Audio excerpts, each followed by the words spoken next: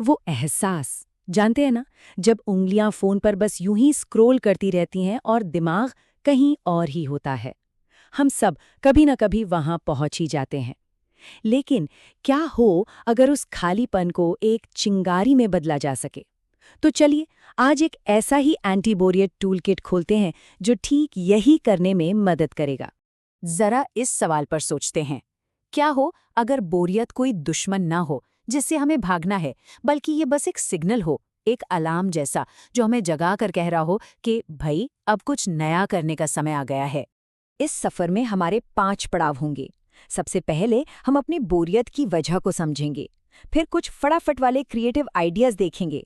इसके बाद जानेंगे कि 1 घंटे में खुद को कैसे अपग्रेड किया जाए, फिर अपने दिमाग को एक नई दिशा देंगे और आखिर में उस अचूक एंटी बोरियत फॉर्मूले को समझेंगे। तो चलिए शुरू करते हैं पहले कदम से, अपनी बोरियत को समझना, क्योंकि किसी भी प्रॉब्लम को सुलझाने से पहले उसकी जड़ तक जाना जरूरी है ना? आखिर इस आह के पीछे की वजह है क्या? तो बोरियत का असली फॉर्मूला क्या है? देखिए, ये सिर्फ खालीपन नहीं है। असल में ये 3 जरूरी चीजों की कमी है।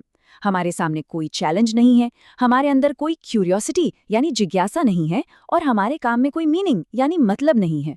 जब इन तीनों में से कोई भी एक चीज गायब होती है, बस समझ लीजिए बोरियत ने दरवाजे पर दस्तक दे दी। ठीक है, थ्योरी बहुत हो गई, अब कुछ एक्शन लेते हैं। खंड 2, तुरंत रचनात्मक समाधान।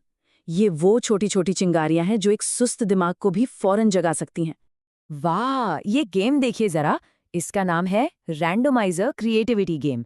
सोचिए, इन 3 कॉलम से बस एक एक शब्द उठाना है।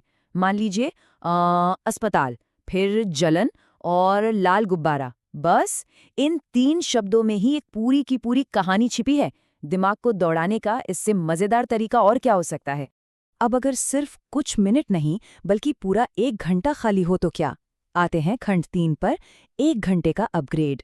ये उस खाली घंटे को एक नए स्किल में बदलने का तरीका है। इसका नाम है 1 आवर स्किल स्प्रिंट, और इसके नियम सिर्फ 3 हैं, बहुत आसान। 1, 60 मिनट का टाइमर लगाना है। 2, कोई एक छोटा सा बहुत स्पेसिफिक सा स्किल चुनना है। और सबसे जरूरी 3, जब टाइमर बजे तो हाथ में कोई बनी हुई चीज होनी चाहिए, कुछ ऐसा जिसे देखकर छूकर कह सके, वाह ये मैंने बनाया है। और ये स्किल सच में कुछ भी हो सकता है, जैसे 3 वाटर कलर तकनीकें सीखकर एक पोस्टकार्ड बना लिया, या फिर एक नई भाषा के 10 शब्द सीखकर एक छोटी सी कहानी लिख दी। अरे, फोन से ही 1 मिनट की फिल्म भी बनाई जा सकती है। मतलब कोई सीमा ही नहीं है। अब आते हैं एक बड़े माइंडसेट शिफ्ट पर। खंड 4, अपने दिमाग को रीवायर करना।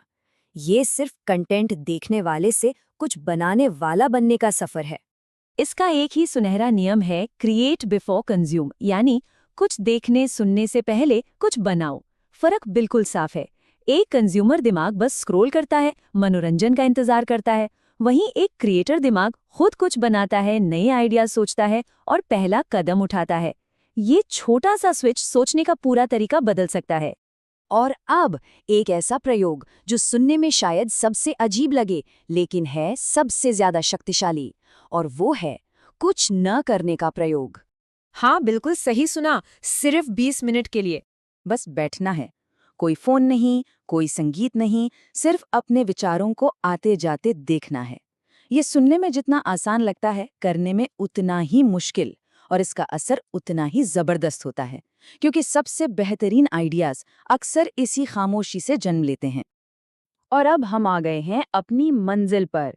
खंड 5, एंटी बोरियत फॉर्मूला। यहाँ हम सब कुछ एक साथ जोड़कर एक ऐसी टूल किट बनाएंगे जो जिंदगी भर काम आएगी। तो इस पूरे बातचीत की सबसे बड़ी सीख क्या है? वो ये है कि बोरियत, चुनौती, जिज्ञासा या अर्थ की कमी है। इस एक लाइन को एक मंत्र की तरह याद रखना है। तो अगली बार जब भी बोरियत महसूस हो, बस रुक कर खुद से ये 3 सवाल पूछने हैं। पहला, मैं आज क्या नया सीख सकता हूँ? ये जिज्ञासा को जगाएगा। दूसरा, मैं आज क्या बना सकता हूँ? ये एक चुनौती देगा। और तीसरा, मैं आज किसकी मदद कर सकता हूँ? ये काम को एक मतलब देगा।